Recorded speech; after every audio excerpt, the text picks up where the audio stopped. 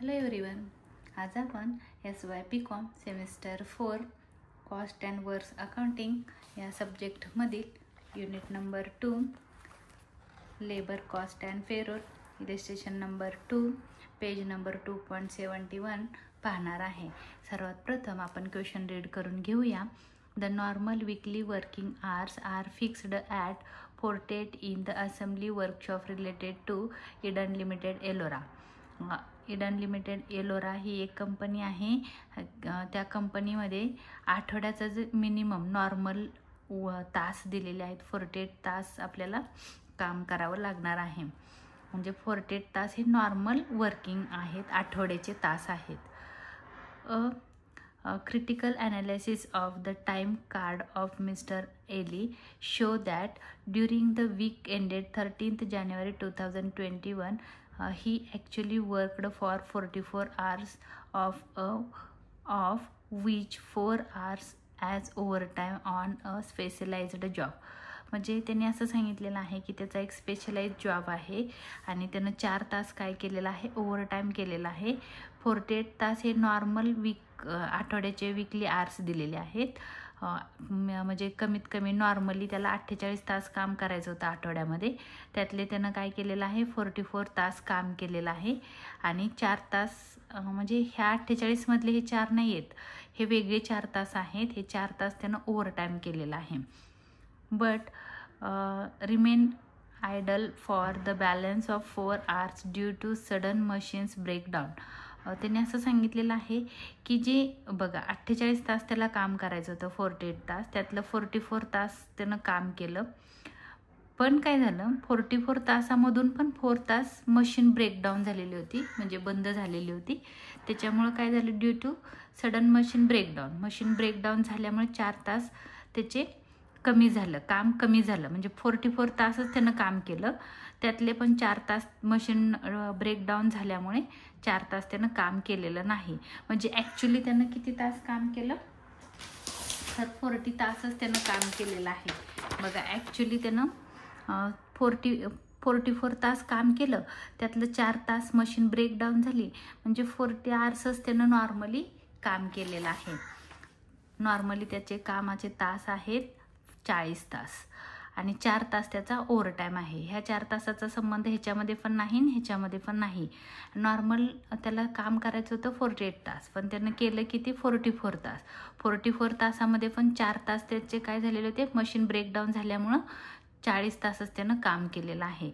आणि हे 4 तास सेपरेट आहेत, त्यानं ओव्हरटाईम केलेलं आहे असं सांगितलं. Overtime 4 hours. ह्या 4 hours ह्याच्याशी पण काही संबंध नाही, ह्या 4 hours ह्याच्याशी पण काही संबंध नाही आहे. त्याच्यानंतर असं सांगितलेलं आहे, the wages rate applied separately are summarised as follows. त्यांनी आपल्याला वेजेस रेट दिलेले आहेत. Normal time rate wages ₹10 per hour. एका तासाला 10 रुपये नॉर्मल वेजेस रेट आहेत. Overtime premium 150% of normal rate. Normal rate किती आहे, 10 रुपीज. 10 रुपीजच्या 150. म्हणजे तुम्हाला काय करायचं आहे, 10 × 150% असं 150% असं काढायचं आहे. तुम्ही असं पण काढू शकता, 10 × 100/100% म्हणजे असं. ह्या झिरोला हा झिरो गेला, ह्या झिरोला हा झिरो गेला, म्हणजे आले 15 रुपये एका तासाला ओव्हरटाईम आहे. एका तासाला 15 रुपये. 4 तास त्यानं ओव्हरटाईम केला आहे, 15×60 रुपये त्याचा ओव्हरटाईम होणार आहे. नंतर दिलेला आहे idle time rate 60% of normal rate. Idle time rate याचा अर्थ आहे की जी 4 तास मशीन ब्रेकडाऊन झाल्यामुळे तो बसून होता कंपनीमध्ये. ॲक्च्युली तो घरी गेलेला आहे का, नाही, तो कंपनीमध्ये बसून आहे. बट तेवढ्या वेळात त्यानं काही प्रोडक्शन केलं नाही किंवा त्याला कुठल्या प्रकारचं इन्कम झालेलं नाही, पण त्यानं कंपनीसाठी वेळ दिलेला आहे. कंपनीच्या कामासाठी त्याचे 4 तास गेलेत.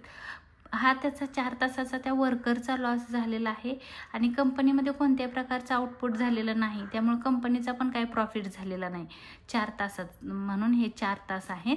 ॲक्च्युली ह्या 4 तासात जो ब्रेकडाऊन झालेला होता, 4 तास मशीन बंद झालेली होती, त्याचा 60% of normal rate. Normal rate किती आहे, 10%. 10%च्या 60%. तुम्ही असं पण काढू शकता, 10 इंटू 60%. आणि तुम्हाला कॅल्सीवर काढायचं असेल तर असं काढू शकता 10 इंटू 60% म्हणजे 60/100. पर्सेंटला आपण 100 लिहितो. ह्या झिरोला झिरो गेला म्हणजे 6 रुपये एका तासाला त्याला काय होणार आहेत ओव्हर टाईमचे आयडल टाईम म्हणजे 4 तास मशीन बंद पडलेली होती त्याचे मिळणार आहेत. म्हणजे 4 × 24 24 रुपीज त्याला आयडल टाईम म्हणजे 4 तास त्यानं काम केलेलं नाही तर तो बसून होता त्याचे 24 रुपये त्याला मिळणार आहेत. Calculate the total weekly wedges payable of mister एली giving suitable explanations for the accounting treatment of the same in cost accounts. Cost अकाउंटमध्ये तुम्ही काय करायचं आहे की सांगायचं आहे ट्रीटमेंट काय काय केलेली आहे ती. जे तुम्ही इथं करणार आहात तेच तुम्हाला ट्रीटमेंटमध्ये पण लिहायचं आहे.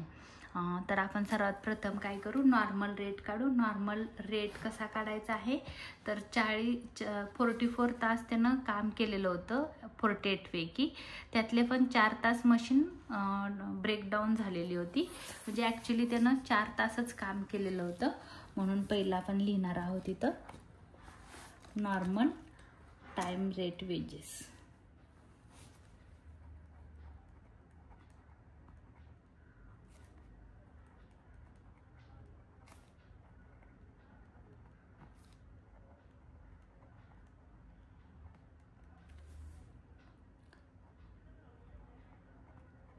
Earnings is equal to HW म्हणजे आर्स वर्क इंटू आर्स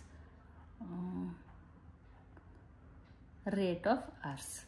तर इथं किती तास त्यानं काम केलेलं होतं तर 40 तास 40 तास इंटू एका याला होते त्याला 10 रुपये.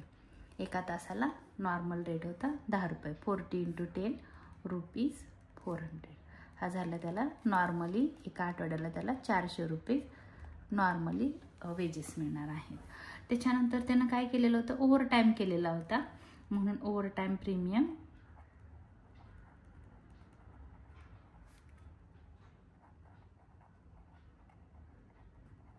ओव्हर टाईम म्हणजे तुम्हाला माहीत असेल की एक्स्ट्रा काम केलेलं होतं त्यानं कामाच्या तासापेक्षा जास्त तास काम केलेलं होतं.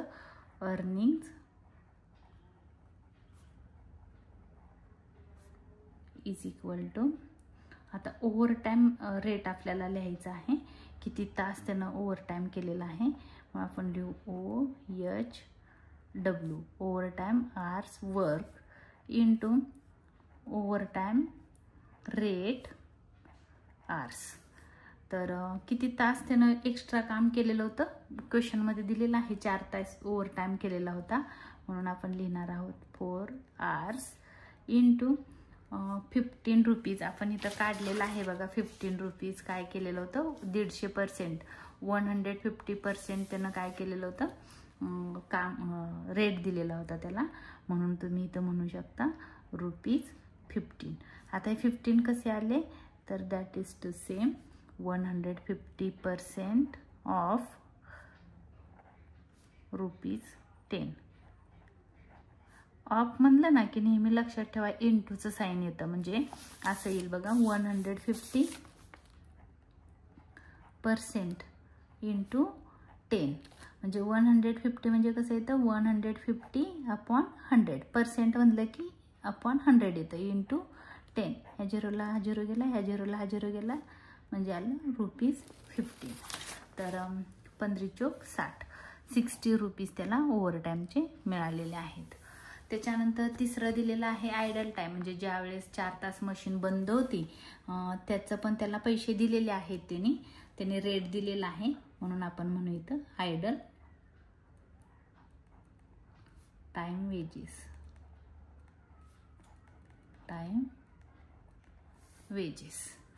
आता इथं पण बघा अर्निंग्स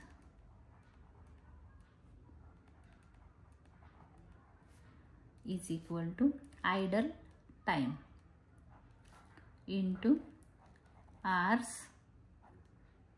रेट ऑफ आर्स. तर आयडल टाईम म्हणजे त्यानं किती तास मशीन ब्रेकडाऊन झालेली होती, 4 तास, इंटू त्यांनी क्वेश्चनमध्ये सांगितलेलं आहे 60%, बघा इथं लिहिलं आहे idle time rate 60% of normal rate. Normal rate दिलेला आहे 10च्या 60%. आता आपण इथं काढलेलं होतं तरी पण परत दाखवते. 60% ऑफ नॉर्मल रेट आहे ₹10 म्हणजे 60/100. 60% आपण कसं लिहितो, 60/100 ऑफ म्हणजे इंटू 10. ह्या झिरोला हा झिरो गेला, ह्या झिरोला हा झिरो गेला, म्हणजे एका तासाला ₹6 त्याला मिळालेले आहेत. तर आपण इथं लिहिणार आहोत ₹6. आता 6 कसे आले, that is to say 60% of ₹10, ₹10च्या 60%, म्हणजे 6 ₹24, ₹24.